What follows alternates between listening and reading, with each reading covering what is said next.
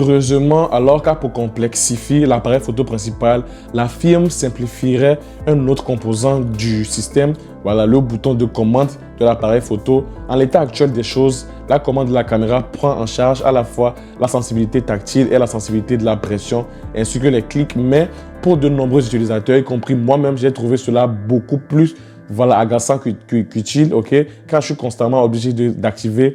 Ainsi, selon les rumeurs sur l'iPhone 18 Pro, Apple supprimerait complètement la sensibilité tactile de la pression et le bouton contrôle de l'appareil photo. Servirait uniquement à prendre une photo ou à lancer l'application appareil photo depuis l'écran de verrouillage. Si je devrais deviner, Apple a probablement consulté les statistiques d'utilisation et s'est rendu compte que beaucoup de gens n'utilisaient pas ce bouton et pourraient donc faire des économies sur certaines fonctionnalités et en les intégrant dans quelque chose comme, je sais pas moi, la connectivité étendue du 18 Pro. Tout d'abord, il semblerait que l'iPhone 18 Pro soit sur le point de devenir un véritable téléphone satellite. Vous vous souvenez comment ils ont commencé avec des fonctionnalités satellites assez simples comme les appels de détresse, puis un peu plus tard, ils ont étendu l'accès à l'envoi SMS par satellite à tout le monde.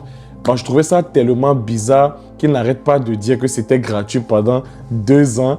Ils l'ont dit au début, puis ils l'ont repoussé et depuis, ils n'ont fait que repousser l'échéance et repousser. Alors que Apple attendait de facturer.